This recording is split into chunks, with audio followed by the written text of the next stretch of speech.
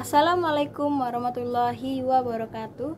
Perkenalkan, nama saya Maisa dengan NIM 200504017 dari Prodi Ilmu Hukum Fakultas Ilmu Sosial dan Politik Universitas Maritim Raja Ali Haji. Hari ini saya akan menjelaskan secara singkat mengenai hak asasi manusia dalam rangka memenuhi tugas mata kuliah Hak Asasi Manusia dengan dosen pengampu Bapak Irman. Pengertian HAM. Pengertian HAM adalah hak yang melekat pada diri manusia yang bersifat kodratif dan fundamental sebagai suatu anugerah Allah yang harus dihormati, dijaga, dan dilindungi oleh setiap individu, masyarakat, atau negara. Sedangkan dalam UU tentang hak asasi manusia dijelaskan bahwa pengertian hak asasi manusia adalah seperangkat hak yang melekat pada hakikat dan keberadaan manusia sebagai makhluk Tuhan yang Maha Kuasa dan merupakan anugerah yang wajib dihormati, dijunjung tinggi, dan dilindungi oleh negara, hukum, pemerintah, dan tiap orang. Demi kehormatan serta perlindungan harkat dan martabat manusia, Pasal 1 Angka 1 Undang-Undang 39 Tahun 99 tentang HAM.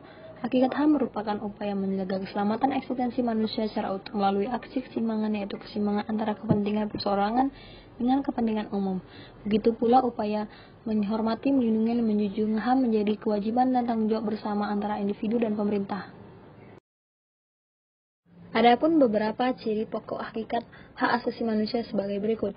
1. HAM tidak perlu diberikan, diberi, ataupun diwarisi. 2. Hak asasi manusia berlaku untuk semua orang tanpa memandang kelamin, ras, agama, etnis, dan pandangan politik atau asal-usul sosial dan bangsa.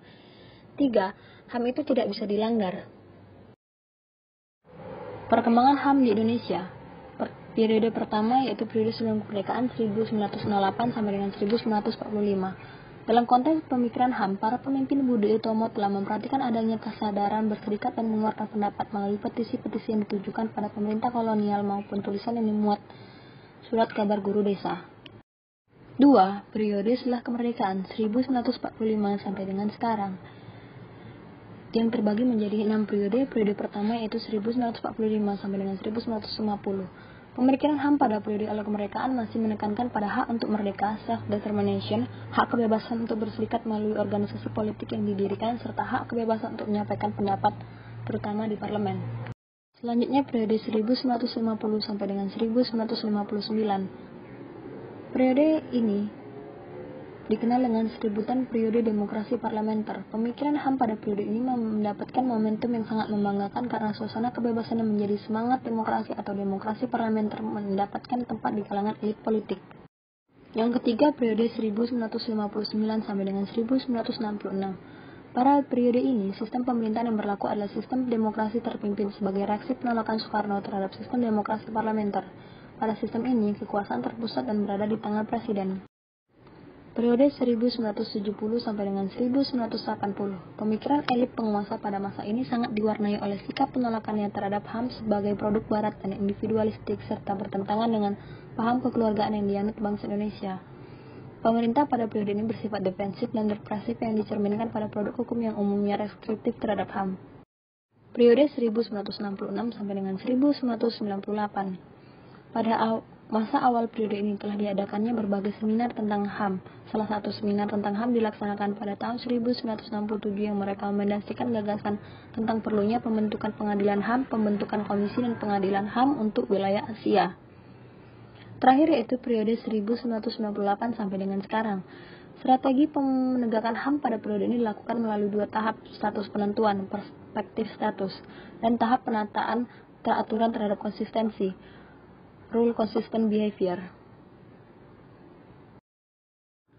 Bentuk-bentuk hak asasi manusia. 1. Hak sipil dan hak politik yang terbagi menjadi 5, yaitu 1. Hak untuk hidup, kebebasan dan keamanan pribadi. 2. Hak bergerak. 3. Hak atas suatu kebangsaan. 4. Hak untuk berhimpun dan berserikat. 5. Hak untuk mempunyai hak milik dan sebagainya. 2. Hak ekonomi dan hak sosial budaya yang terbagi menjadi 5 juga, yaitu 1. Hak untuk bekerja. 2. Hak atas jaminan sosial. 3. Hak atas pendidikan. 4. Hak atas istirahat dan waktu yang senggang. 5. Hak atas upah yang sama untuk pekerjaan yang sama dan sebagainya. Sementara itu, dalam Undang-Undang 1945, Amandemen 1 sampai dengan 4 Undang-Undang 1945 memuat hak asasi manusia yang terdiri dari hak 1. Hak kebebasan untuk mengeluarkan pendapat. 2. Hak kedudukan yang sama di dalam hukum. 3.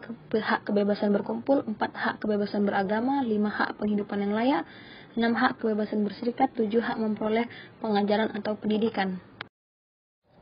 Selanjutnya, operasional beberapa bentuk hak asasi manusia yang terdapat dalam Undang-Undang Nomor 39 Tahun 1999 tentang hak asasi manusia sebagai berikut.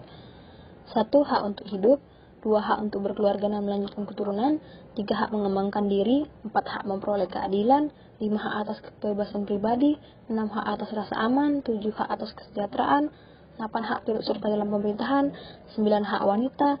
10. Hak anak. Pelanggaran hak asasi manusia. Pelanggaran HAM adalah setiap perbuatan seseorang atau sekelompok orang termasuk aparat negara baik disengaja maupun tidak disengaja atau kelalaian secara hukum mengurangi, menghalangi, membatasi atau mencabut HAM seseorang atau kelompok orang yang dijamin oleh undang-undang ini dan tidak dapat atau dikhawatirkan tidak akan memperoleh penyelesaian hukum yang berlaku. Undang-Undang Nomor 26 Tahun 2000 tentang Pengadilan HAM. Kasus pelanggaran HAM dapat dikategorikan menjadi dua jenis, yaitu kasus pelanggaran HAM berat yang meliputi pembunuhan massal genosida, pembunuhan sewenang-wenang di luar putusan pengadilan, penyiksaan, penghilangan orang secara paksa, perbudakan atau diskriminasi. Kasus pelanggaran HAM yang biasa meliputi pemukulan, penganiayaan, pencemaran nama baik, menghalangi orang untuk mengekspresikan pendapatnya, menghilangkan nyawa orang lain.